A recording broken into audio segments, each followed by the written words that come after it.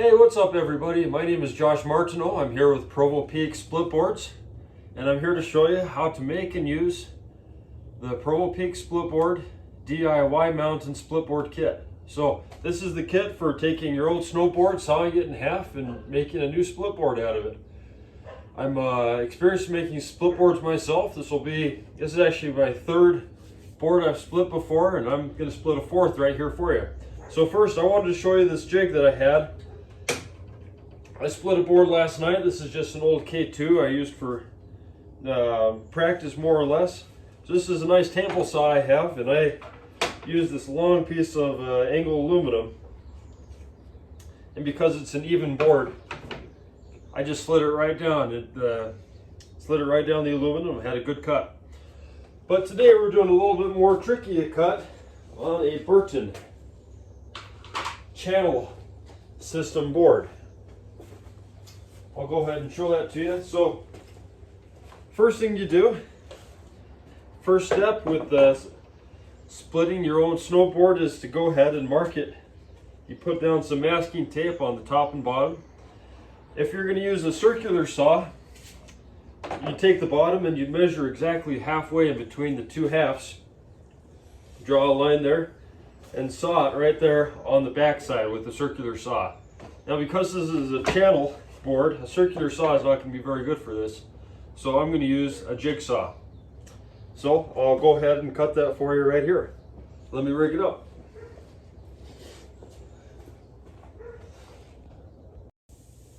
Alright, I've got this thing all set up.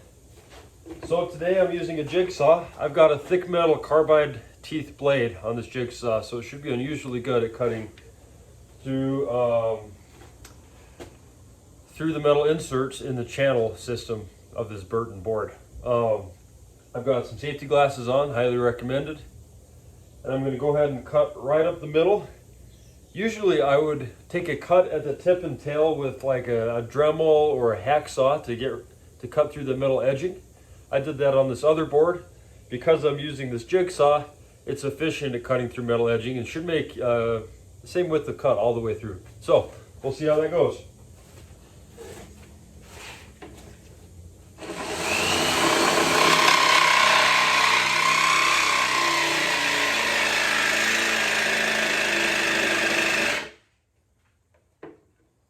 I'm going to go ahead and apply some ear protection. That's pretty loud.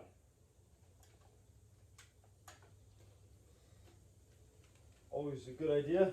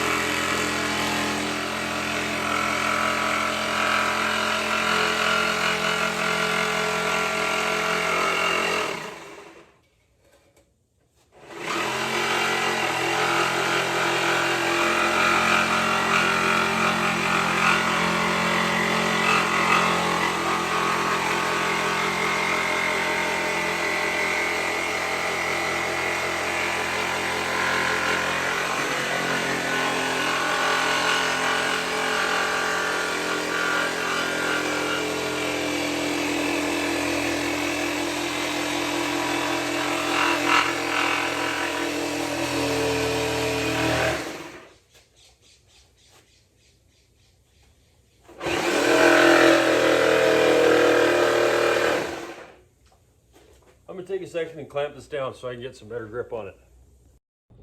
Okay, I've got some clamps on there. I should hopefully have a better time cutting through the metal inserts now. Let's see.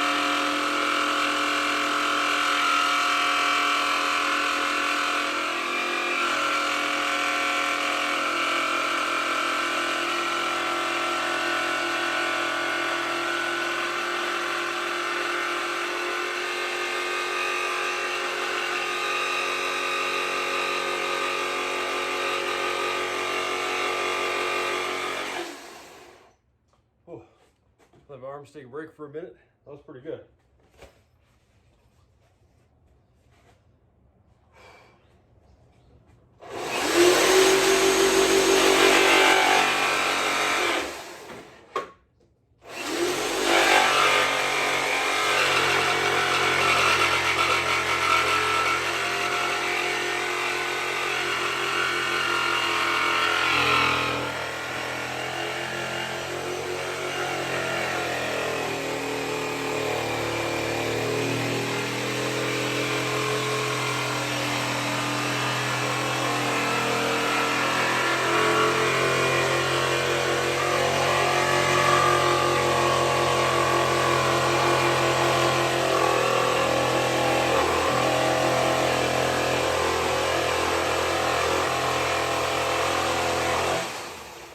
Whew. Tough on your arms.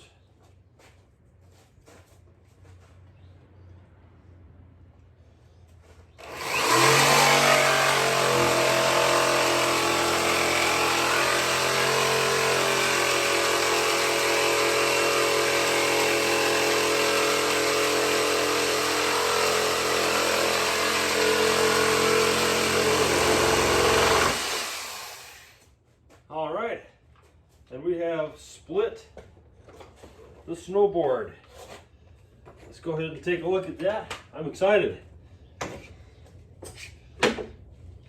I'm glad I had that carbide blade. That was absolutely necessary. Cutting through some of those thicker portions there. Whew, beautiful. A clean cut all the way. Couple of minor bumps. This with a jigsaw is going to be impossible to get it perfectly straight. But what's more important than getting it perfectly straight is getting it so that it lines up perfectly well with this jigsaw. That's exactly what it will do. Nice. And look, we even have some metal edge on the inside with this burden split. Okay, on to the next part. Hi, I've got operations over here at Pando Refitters.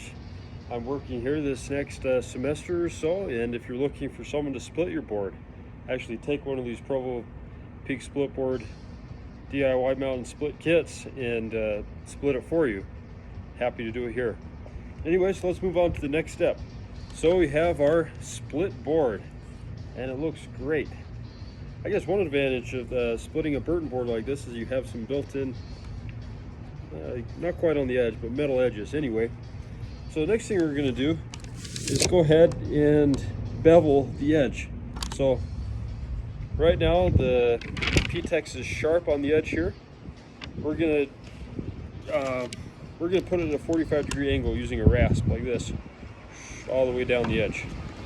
So I'm going to clamp it so it's easy to work with, and go ahead and do that.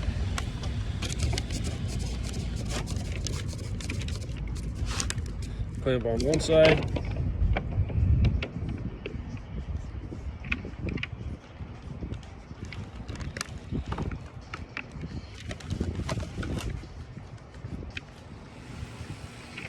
Clamp the other. Okay. Let's bevel that edge. I'm going to use the less aggressive side of the rasp. Just take off a little bit of that edge at around a 45-degree angle.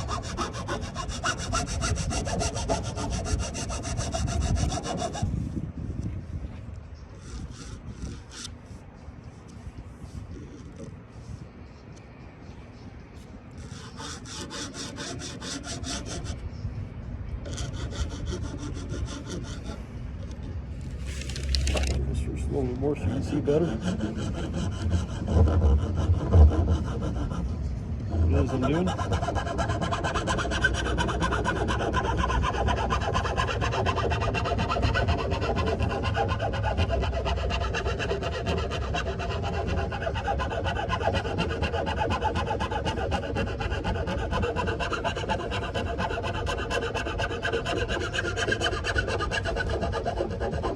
Try to keep it around 45 degrees.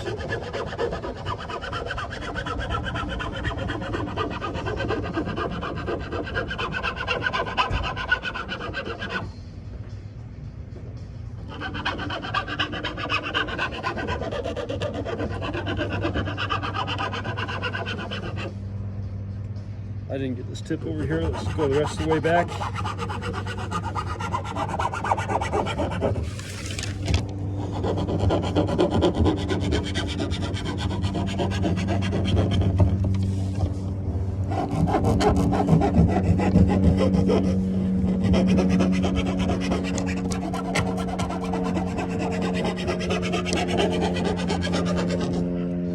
Okay, next thing we're going to do, these tips are a little sharp, so we're going to go ahead and sand them down so they're not quite so sharp, because as sharp as they are, they'll be easily damaged if you even just put it down on cement or something hard like that. So let's go ahead and sand those down.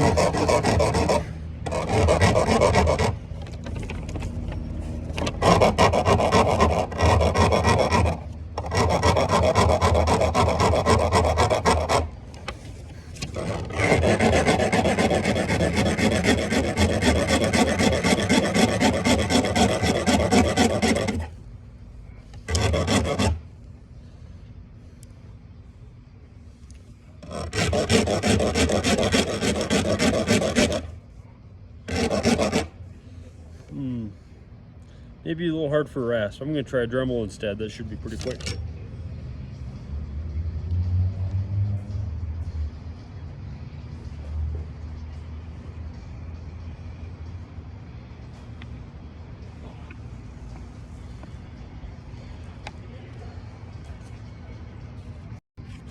Okay, I've got the Dremel. Make it a little easier to sand down this corner a little bit. Safety glasses are a must. And this should make some really pretty sparks here. Let's take a look.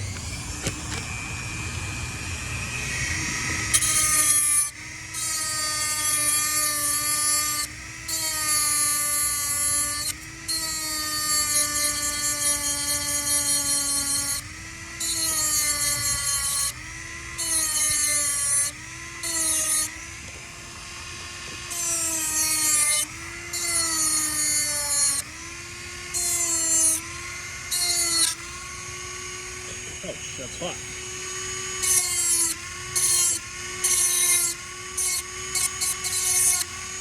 Okay, now to the other side.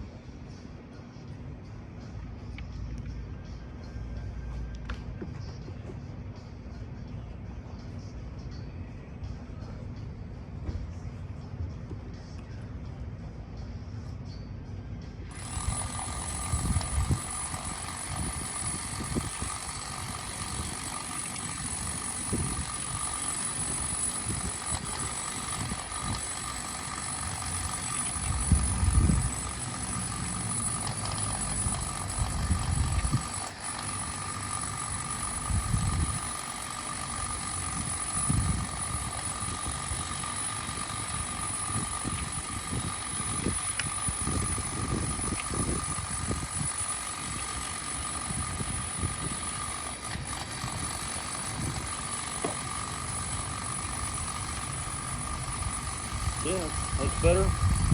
Get back on track.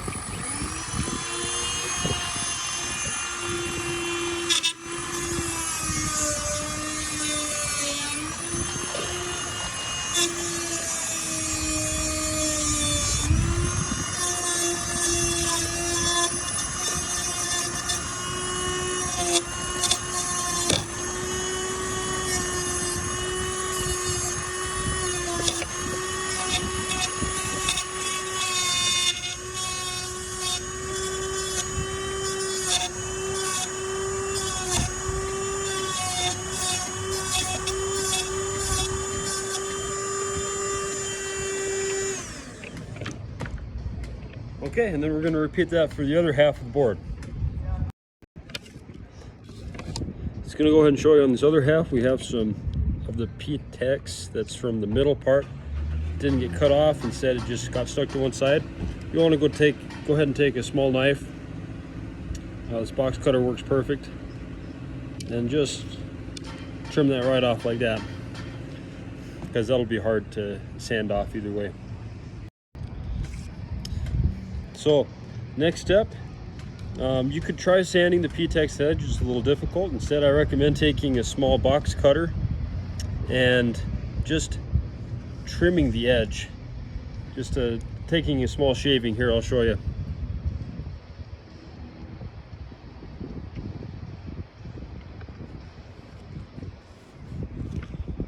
Got a good one just a second ago.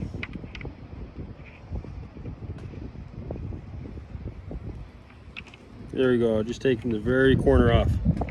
So it's not quite so sharp an edge on the PTEX. And do that all the way down the length of the board. I'll add, you want to cut that not too sharp or too flat, but at about a 45-degree angle. All right, I'm going to add the epoxy to the edge. I like using JB Will. It's good stuff. You can find it at Smith's, at Home Depot, anywhere like that. You mix it in an equal amount and apply just a thin layer to all the wood along the exposed wood along the edge. Purpose is to seal in the wood. Otherwise, as you're split boarding, you'll get moisture in there, and that'll start to warp and mold and just ruin your board if it gets on the inside. So we're sealing the outside. Go ahead and apply a thin coating to all the exposed wood from the cut you made on both halves and allow it to dry.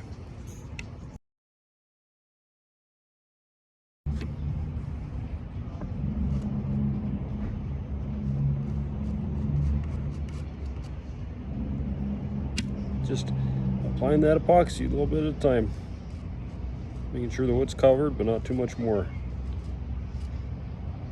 Definitely want to keep it off your base if you can help it. Just grab a paper towel for wiping it up whenever you make a little mistake and drop some on your base. Hey Josh, you selling? Hey, so I'm just going to go ahead and show you what this finished edge looks like. See, I've covered the wood completely all the way up and down.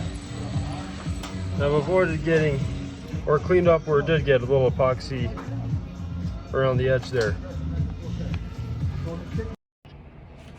Hello everybody, it's day 2. So we're going to go ahead and look and see how the epoxy went, because it usually takes about a day to dry.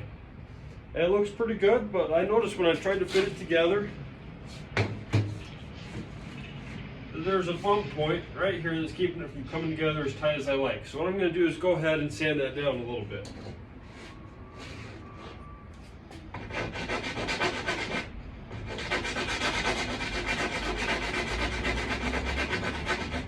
So it fits together more nicely.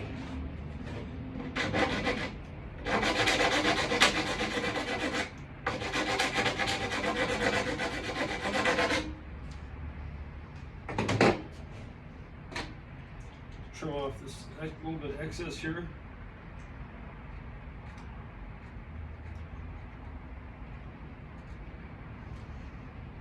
Okay, let's see how that looks now.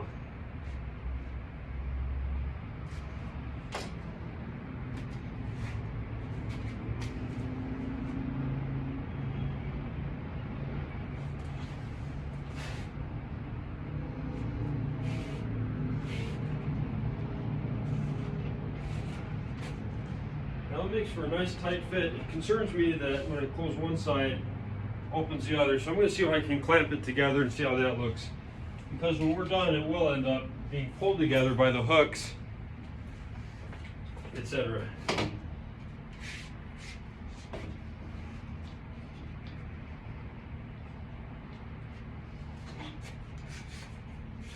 Plus, we're going to need to do this anyway for the next step.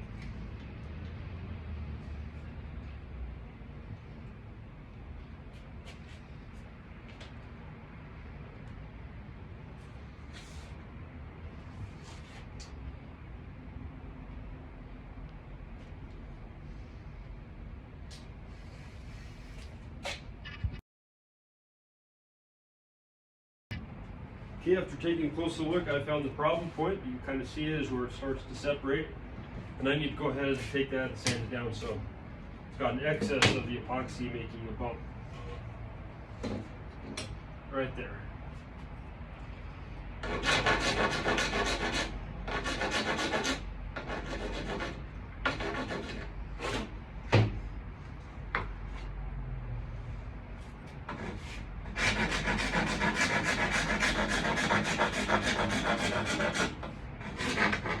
I'm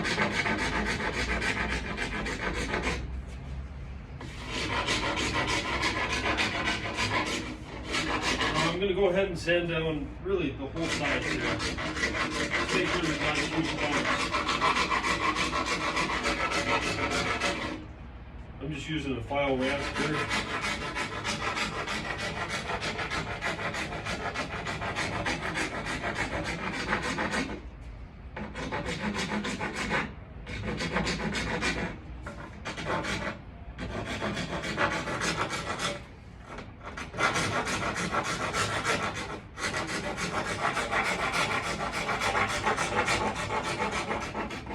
This is going to be worth it for that really tight fit we're looking for.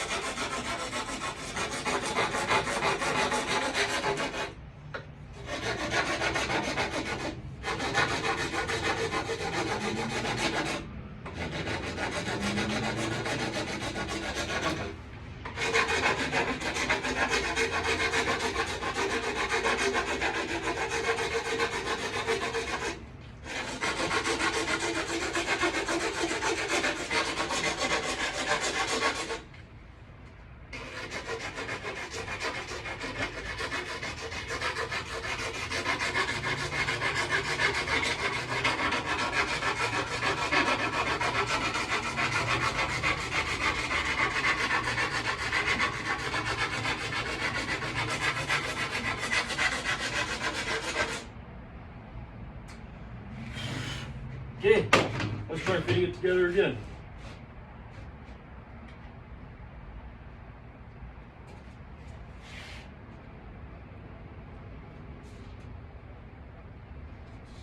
That's a better fit, I like it.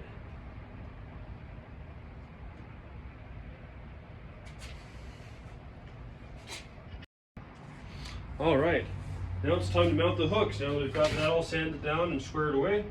Okay, so you're going to go ahead and pull out the green butcher paper package in your DIY splitboard kit. Hooks. I'll line the board together, top sheet up, and we're gonna actually go ahead and clamp it together as well, so we get really good tight hooks here. Okay, that one's clamped. Let's clamp this front.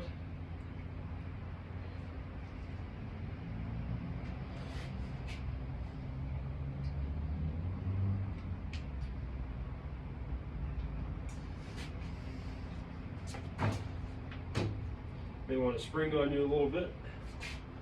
May need maybe a third clamp. But make sure it's all squared away. Let me just go ahead and put my toolbox on top, keep it flat. Okay. All right, and that looks perfect. Okay, so you're going to go ahead and measure. You're going to look at the contact points of the unweighted board. So this is a pretty dang flat board.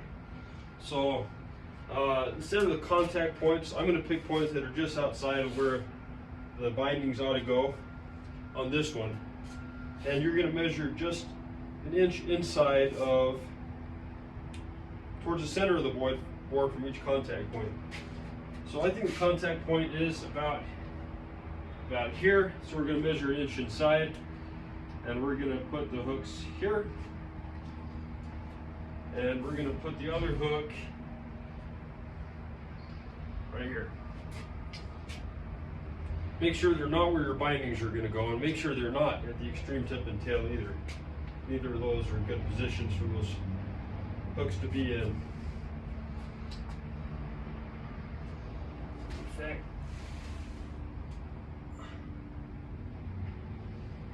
I think that hook would be a little too far inside. I'm actually going to move it a little farther up. Okay, alrighty. Open the green butcher paper package, get our hooks.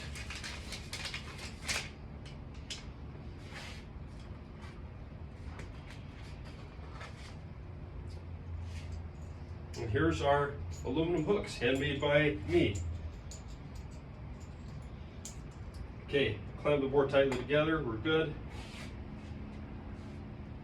Tape the, okay, now we're going to pull out the hook templates.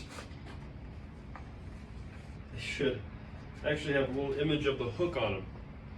So, split cut. Split cut.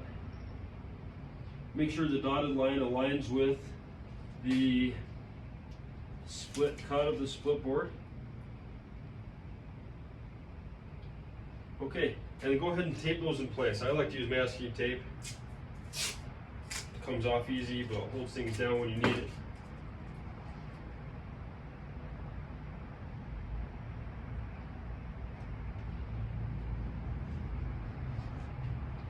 Okay, masking tape on that one.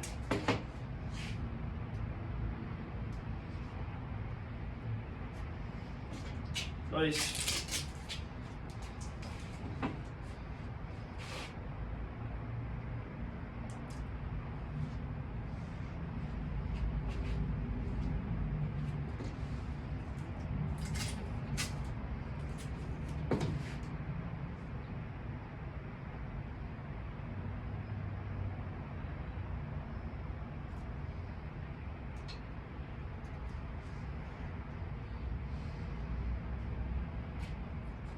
Okay, that looks great. Now we're going to center punch hole temp locations on the template. So ideal for this is something small and sharp like a nail. I'm going to go grab one and a hammer. I'll be right back.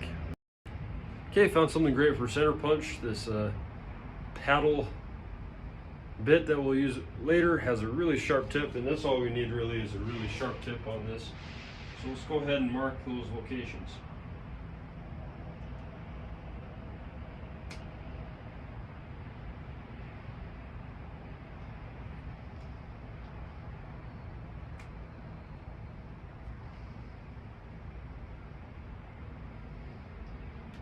Right in the center.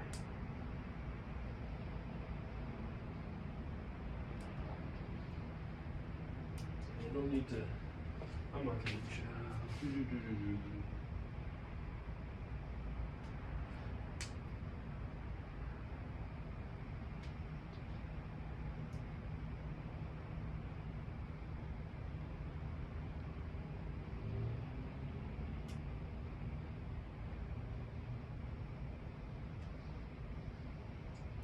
Okay.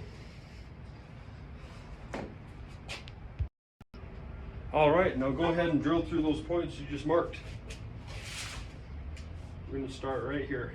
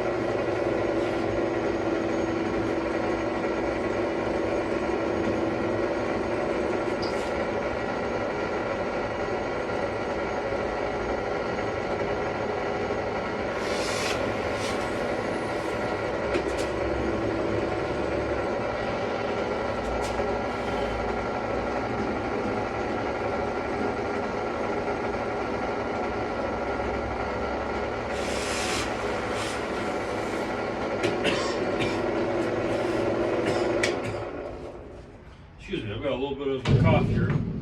Okay, then you'll repeat that for the other side. All right, so I just drilled those out. I should mention I was with an 11/64 size bit. If you don't happen to have one of those, a 3/16 is also okay. You just won't get the threads actually working inside the board as well as for the bolts you're using, but that's okay. So anyway, recommend 11/64, but 3/16 is also okay. The next thing you want to do is use a countersink bit. I actually don't have a countersink bit. So an alternative for you that might not have a countersink bit as well is to go ahead and use a 3/8 size drill bit. You take it on the base of the board and you drill it out so just the tip of the drill bit is actually into the board, and that'll leave room for the head of your bolt on the back side. I'll show you how that'll look.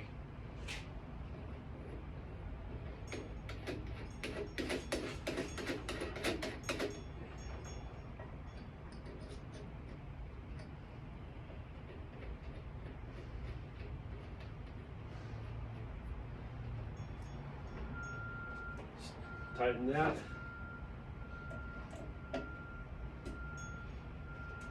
You have to drop this down a little bit. I like using a drill press, but you know, regular old power drill works good too. Doesn't matter particularly. Yeah, I like where that's at. It'll keep you from drilling too far in. So you'll take the base of the board. We'll go the other way.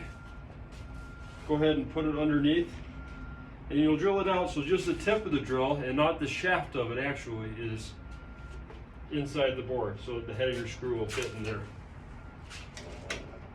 Make sure we're at the right spot before we start.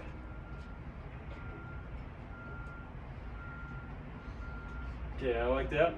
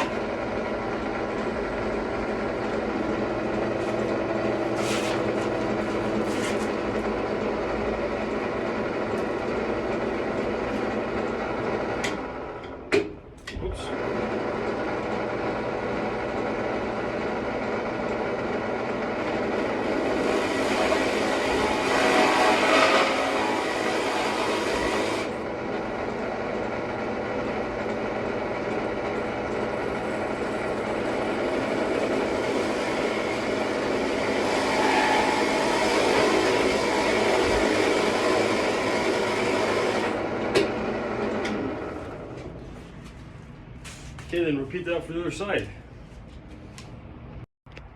Okay, go ahead and put screws into the bottom.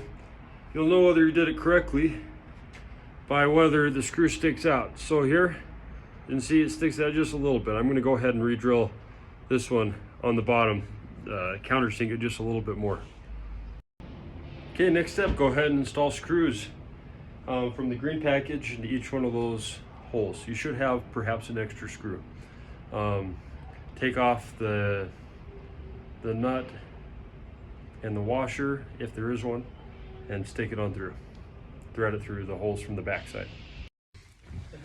Hey, Josh Martineau here with Provo Splitboards. So after installing the hooks on the front and back, making sure you get a nice, good fit. And by the way, if it fits a little too good, you can take off the little rings on them, the spacers, to get a little bit looser fit. I had to do that on the back here because otherwise it would have been too tight. Anyway, go ahead and set your stance angles here with the templates for the pucks.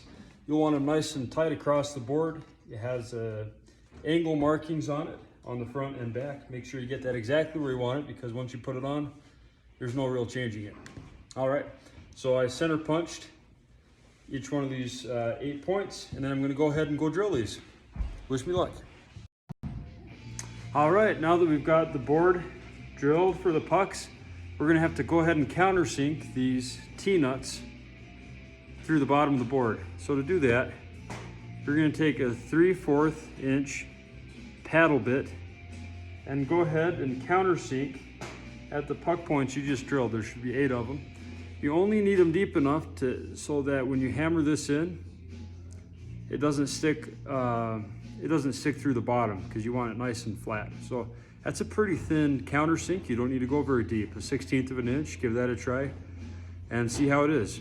I should mention on that last drill, if you don't happen to have the right size drill bit, go the size up. 1964 is an uncommon size. I just went ahead and used 5/16. No, 1964. Yeah, it would have been a 5/8, and it worked great. All right, guys, I just countersunk on the bottom. I took out just enough for this board and for a couple other boards I've split before. Taking away all the P-Tex does the trick. It's just the right depth. But go ahead and take a look as you go and make sure that these nuts are actually flat when you put them just like that against the top of them. Anyway, so we're gonna go ahead and sink those in. Open up the brown package. It will be full of T-nuts and M6 bolts, and go ahead and you hammer them in one at a time into the countersunk holes you just created. Get nice and centered, and then safety glasses recommended.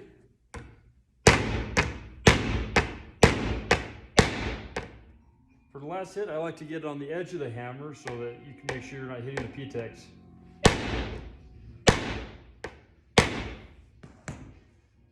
All right, that looks pretty good. I'm gonna get it better though. Go ahead and put in all 8 of those.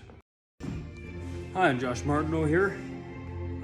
Went ahead and sunk those T-nuts, made sure they were flat. Some of them didn't quite get flat, so I took them back out, countersunk them just a little bit more, and then hammered them back in until they were flat. Okay, so the next step is gonna be to go ahead and install these pucks. They'll take the M6 screws from this brown case and just screw them into the bottom. Go ahead and go for it. I'll show you how to do one.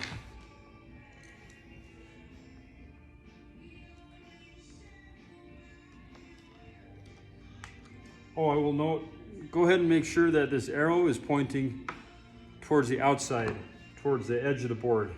So this way, if it's gonna go right here, not this way.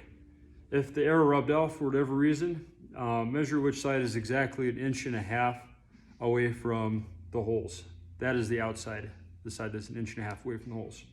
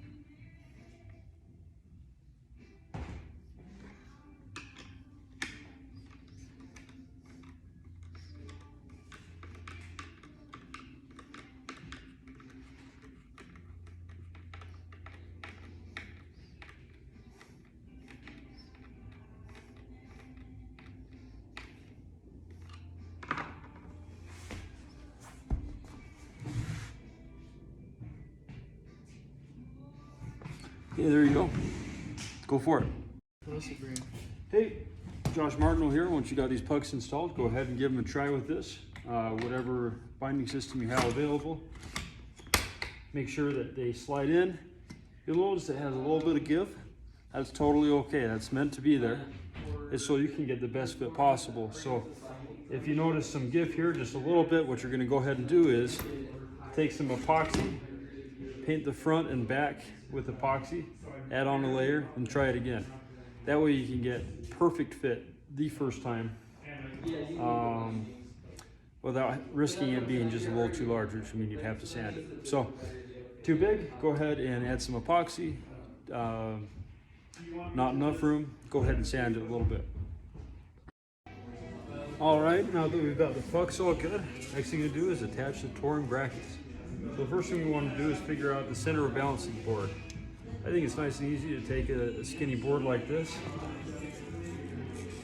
and go ahead and find out where the point of balance is. Not quite there. That's close.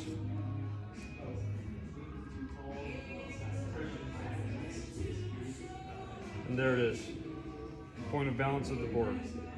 Now you're actually going to want to go ahead and pull out your templates. You see the pivot balance point there, marked in this solid line going across. The problem is if you have it right at the pivot balance point, when you're walking forward and trying to step over a log or something, it'll stay level and won't let you actually get up above the log very easy. So what I recommend is to go ahead and move it forward a ½ an inch from where the balance point is.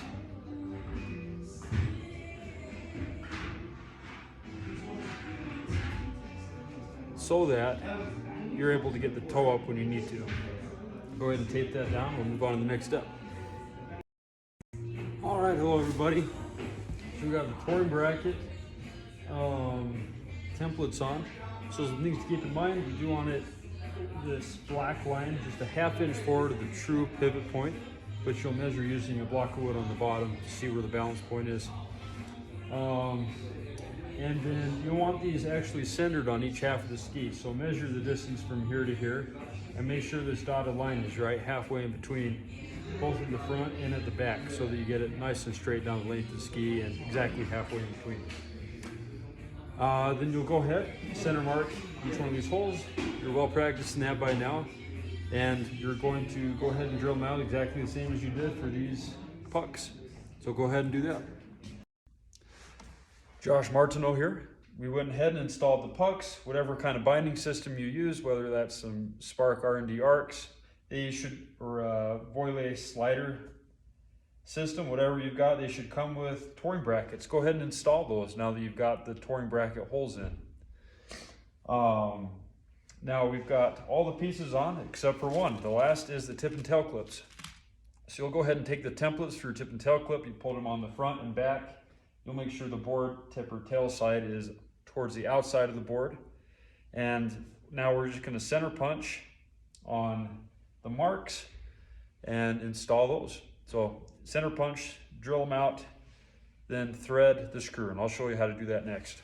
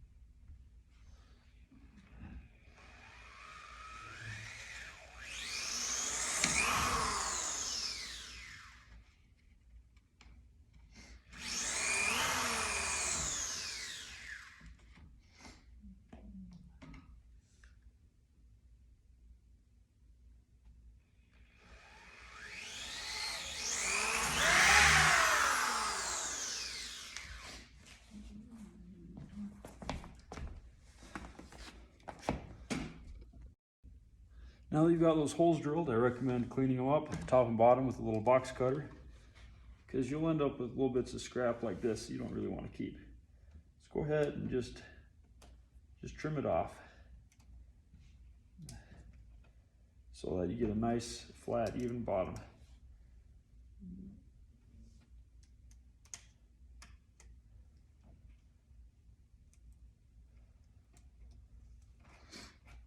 much nicer. The top two, go ahead and clean them up.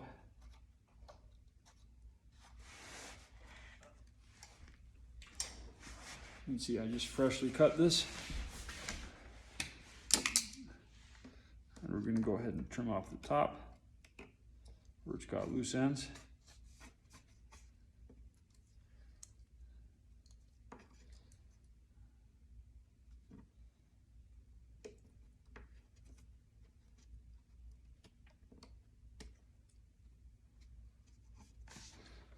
And then the bottom. This one already looks pretty clean here. Let's just do this side.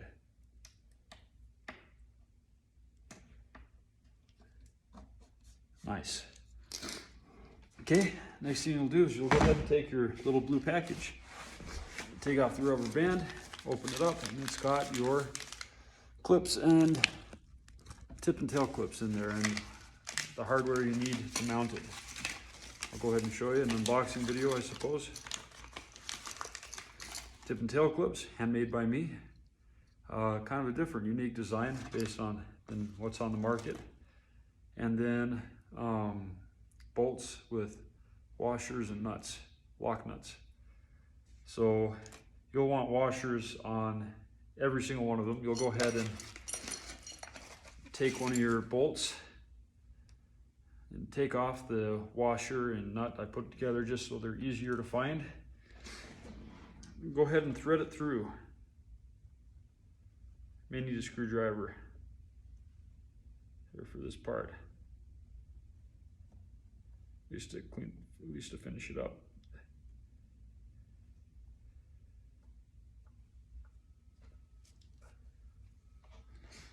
Grab a screwdriver real quick.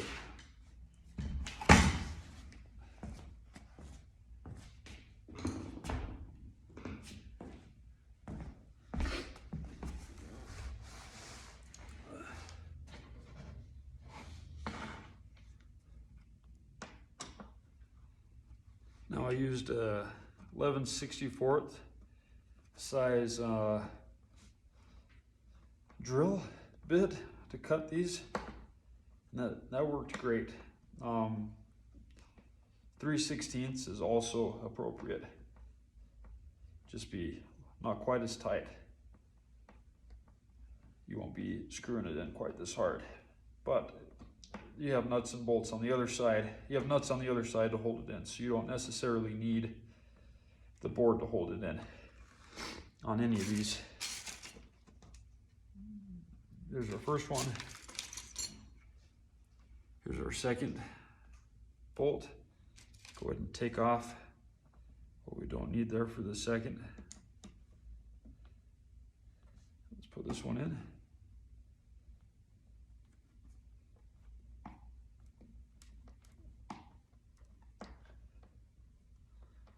This is my 5th split board I've split.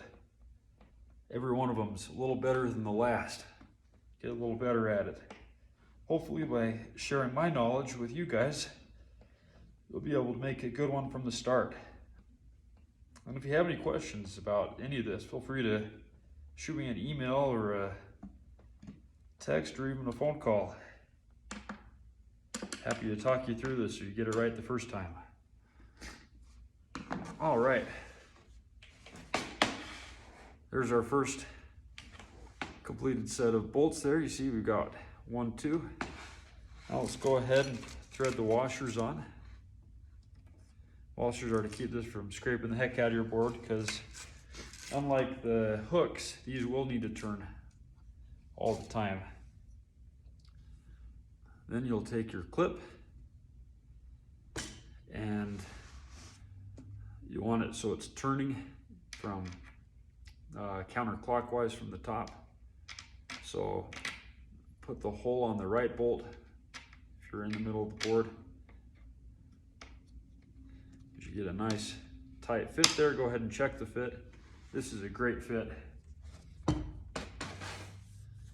Looks awesome. Then you're going to go ahead and put the nut on each side of this. You can watch me do that. Lock nut. I learned after doing my very first true DIY split board, you know, without using a kit from anybody, that you need lock nuts, because regular old nuts are easy to lose. Too easy to lose in the backcountry, unfortunately. So lock nuts are totally necessary.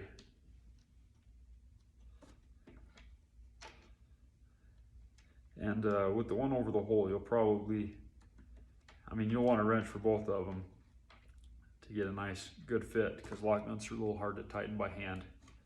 But you just need a pair of pliers for the one with the hole, because there's not enough room there for a socket wrench. I'm gonna go get a socket wrench, tighten it down the rest of the way, and then we'll proceed with the other side.